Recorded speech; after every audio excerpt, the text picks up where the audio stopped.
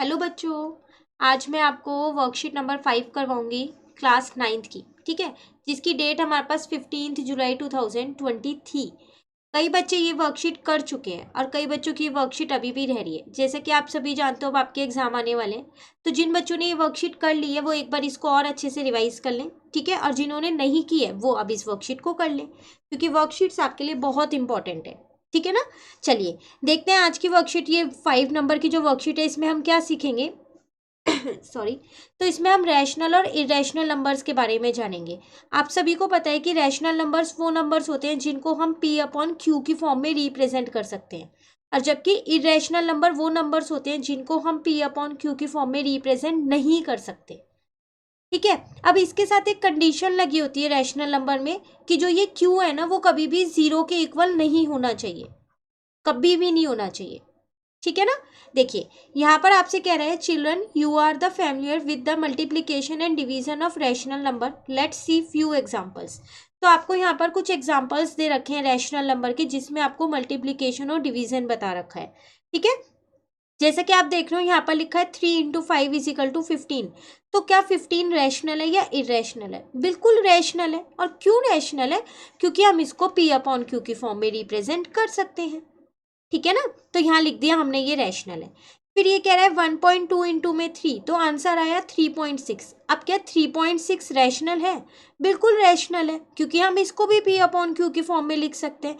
यहाँ से पॉइंट हटाया, यहाँ 10 लगा दिया, लो आ गया 36/10। लिख सकते हैं ना, तो यहाँ भी आप क्या लिख दोगे? रैशनल लिख दोगे। ठीक है, फिर आपसे कह रहा है 5.3 इंटू 8, तो आपका आया 42.4।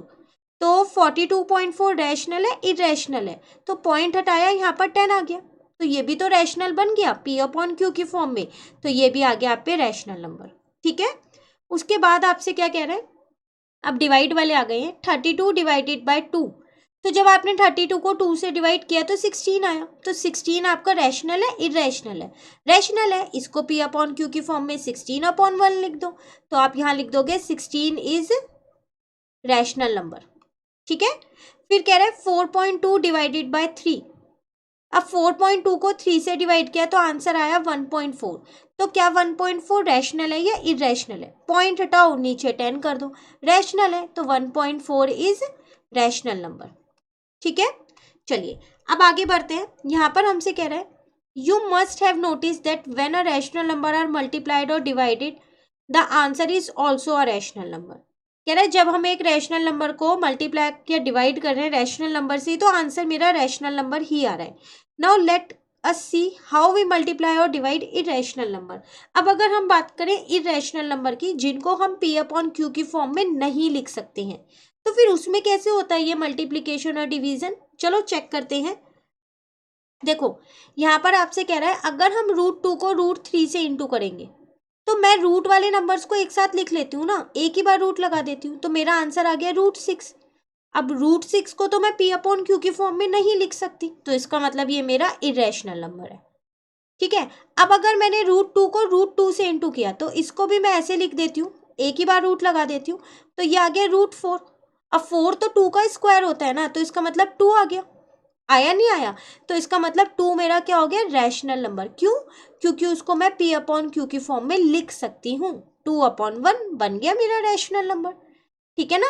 अब आपसे कह रहा है √3 और √8, तो अगर हम √3 और √8 ऐसे लिख दें, तो देखो हम ना यहाँ 8 के फैक्टर्स लिख देते हैं, 2 × 2 × 2।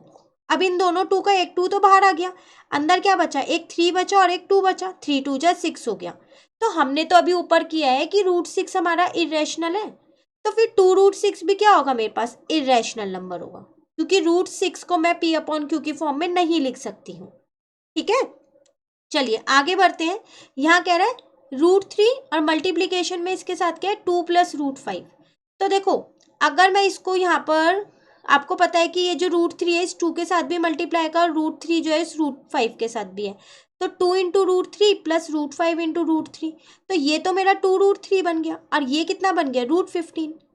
तो देखो √3 भी मेरा इरेशनल होता है और √15 भी, तो इसका मतलब फिर ये पूरा मेरा क्या बन जाएगा? ये पूरा मेरा बन जाएगा इरेशनल नंबर। ठीक है ना। चलिए अब आगे करते हैं। यहाँ पर कह रहा है √2 + √3 एक ब्रैकेट में और 3 - √5 एक ब्रैकेट में। अब आप देखिए, आपको पता है इन्हें कैसे मल्टीप्लाई करते हैं। अगर हम यहाँ करें तो पहली डिजिट होती है और सेकंड वाला नंबर लिखते हैं, ठीक है, प्लस सेकंड वाली डिजिट होती है और सेकंड वाला ही नंबर होता है, ये ब्रैकेट वाला। तो इसको इससे इंटू करूंगी तो 2√3 आएगा, और इसी नंबर को इससे इंटू करूंगी तो कितना आ जाएगा मेरा यहाँ पर √10 आ जाएगा, प्लस इसको इससे इंटू करूंगी तो 3√3 आएगा, और इसको इससे इंटू करूंगी तो कितना आएगा, माइनस का √15 आएगा, यही आएगा। तो अब आप देखो, इन दोनों को तो मैं सॉल्व कर सकती हूँ। तो ये मेरा कितना आ जाएगा, यहाँ पर आ जाएगा 5√3 माइनस, इसके बाद अगर इसको देखें तो ये आ जाएगा √10 माइनस √15। ठीक है, अभी आप इसको और आगे सॉल्व कर सकते हो। कैसे कर सकते हो, 5√3 माइनस इसको लिख दो √2 इंटू में √5, और इसको लिख दो √3 इंटू में √5। यहाँ से आप √5 कॉमन लेके कर सकते हो, लेकिन हमको बताना है कि रैशनल है या इरेशनल। देखो √3 मेरा इरेशनल होता है, तो इसका मतलब ये पूरा ही मेरा इरेशनल होगा। तो बस इसके भी आप क्या लिख दोगे, इरेशनल नंबर है ये आपके पास। ठीक है, अब बात आती है डिवाइड की। मल्टीप्लीकेशंस तो हमने देख लिए इरेशनल में, अब डिवीजन देखते हैं।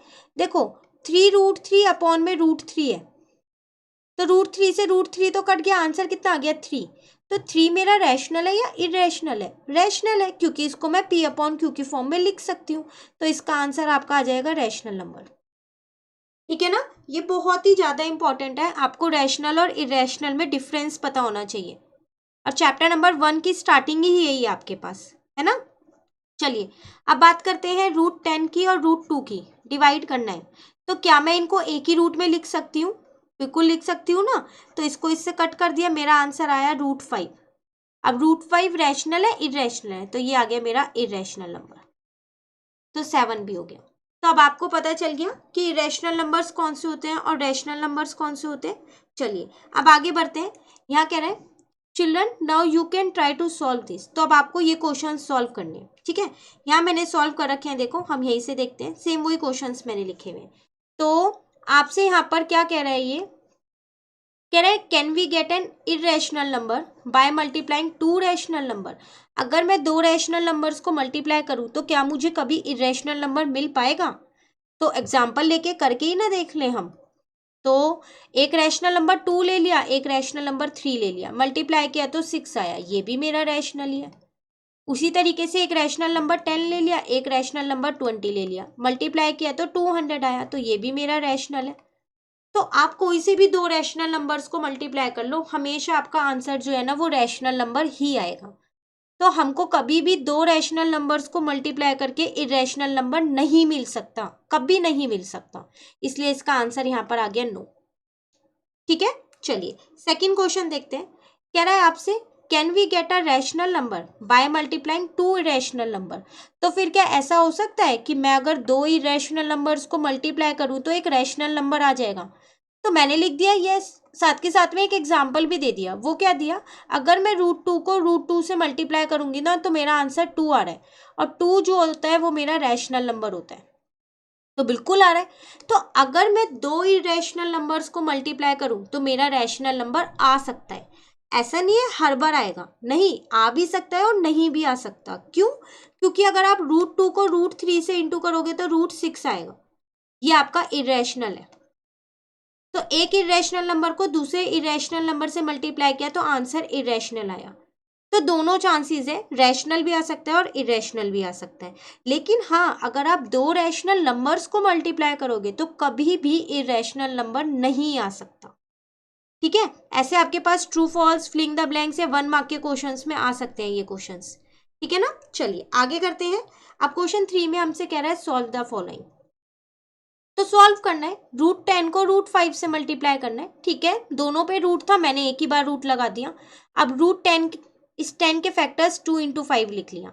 इन दोनों 5 का एक 5 बाहर आ गया, √2 अंदर रह गया। अब अगर मुझसे पूछता कि ये रैशनल है या इरेशनल है तो मैं बता देती कि ये मेरा इरेशनल है। ठीक है, सेकंड में कह रहा है √3 इंटू में √6। तो मैंने 3 और 6 को एक ही रूट में लिख दिया, अलग अलग ना लिख के, ठीक है। अब फिर मैंने यहाँ पर 6 के फैक्टर्स लिख दिए, तो इन दोनों 3 का एक 3 बाहर आ गया, √2 अंदर ही रह गया, तो ये मेरा आंसर आ गया। हाँ, अगर मुझसे यहाँ पर पूछता कि ये रैशनल है या इरेशनल है, तो मैं इसको भी इरेशनल ही बताती, क्योंकि √2 मेरा इरेशनल होता है, ठीक है ना। चलिए थर्ड वाला देखते हैं। अब यहाँ पर √6 बाहर है आपके पास और अंदर आपके पास क्या है, √3 प्लस √2 है। तो ये एक बार इसके साथ मल्टीप्लाई का, ये एक बार इसके साथ मल्टीप्लाई का, जो कि मैंने यहाँ पर कर दिया, ठीक है। अब √6 इंटू √3 था, मैंने एक ही रूट में रख के इनके फैक्टर्स निकाल लिए। इन दोनों 3 का ये वाला 3 बाहर आ गया, √2 अंदर रह गया, यहाँ पर 2√6 है, ठीक है ना। तो ये मेरा आंसर आ गया। कई बच्चे इसको आगे प्लस करके लिख देते हैं, नहीं, गलत हो जाएगा अगर आप इसको आगे प्लस करके लिखोगे, तो ऐसा मत करना बिल्कुल भी, ठीक है। तो ये आपका आंसर है बस। उसके बाद फोर्थ में डिवीजन की बात कर रहे हैं। √15 अपॉन में √5 था, तो पहले मैंने ना √15 को देखो ऐसे लिख दिया, √3 इंटू में √5 लिख सकती हूँ ना, वो √15 ही तो होगा मेरा, ठीक है।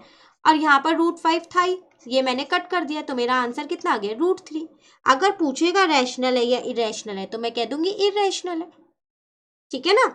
चलिए क्वेश्चन 5 देखते हैं। यहाँ फिफ्थ मल्टीप्लाई है, ये भी मैंने 21 के फैक्टर्स लिख दिए, √3 और √7, दो पार्ट्स में बांट दिया √21 को।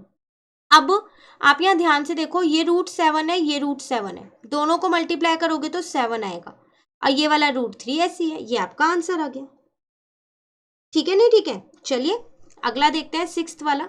अब डिवाइड करना है, तो देखो यहाँ 18 √3 था और यहाँ 6 √3 है, √3 से √3 कट गया, 6 से इसको काटा 3, तो मेरा आंसर कितना आ गया, 3। ये रैशनल है इरेशनल है, ये मेरा रैशनल नंबर है, ठीक है ना। चलिए आगे देखते हैं। सेवंथ में मल्टीप्लाई करना है, तो देखो 27.8 को 15 से करना था, पॉइंट हटा के मैंने यहाँ 10 लिख दिया, बस। अब इन दोनों को मल्टीप्लाई किया, 0 से 0 कट की, मेरा आंसर आ गया। तो रैशनल आया इरेशनल आया, ये मेरा रैशनल आया, ठीक है। अब आपको क्लियर हो गया होगा कौन से रैशनल है कौन से इरेशनल है, ठीक है ना। चलिए लास्ट पार्ट है। 1.06 को 2 से डिवाइड करना था, तो देखो मैंने यहाँ से पॉइंट हटा के 100 ले लिया, तो 106 अपॉन 200 आ गया, ठीक है। अब मैंने इसको डिवाइड कर दिया, ये मेरा आंसर आ गया। अगर मैं आपसे पूछूं ये रैशनल है या इरेशनल है, तो ये मेरा रैशनल नंबर है, ठीक है। तो अब आपको रैशनल और इरेशनल समझ में आ गए। चलिए अब एक छोटा सा क्वेश्चन मैं आपको देती हूँ, तो आप मुझको ये करके बताइएगा, ठीक है। आप बताना कि ये रैशनल है या इरेशनल है, पूरा सॉल्व कर लीजिएगा फिर ही बताइएगा। एक पार्ट ये वाला है और एक पार्ट आपके पास ये वाला है, ठीक है। इन दोनों को सॉल्व करके आप मुझे बताइएगा कि आपका जो आंसर आएगा वो रैशनल आएगा, रैशनल नंबर आएगा या फिर इरेशनल नंबर आएगा, ठीक है। कमेंट करके बताइएगा ज़रूर। जिन बच्चों ने वर्कशीट पहले ही कर ली है उनको तो अच्छे से आते होंगे, तो वो तो जल्दी से बता सकते हैं, और जिन्होंने अब दोबारा से रिवाइज किया अब करेंगे, तो वो भी इसको रिवाइज करने के बाद एक बार कमेंट करके आंसर बताइएगा, ठीक है। चलिए तो हमने ये वर्कशीट कौन सी कर ली, यहाँ पर वर्कशीट नंबर 5 अपनी रिवाइज कर लिया एक बार। अब हम वर्कशीट नंबर 6 जो है वो अपनी नेक्स्ट क्लास में रिवाइज करेंगे। तो अगर आपको ये वीडियो अच्छी लगी तो आप इसको लाइक ज़रूर कीजिएगा और मेरे चैनल को सब्सक्राइब कीजिएगा। Thank you.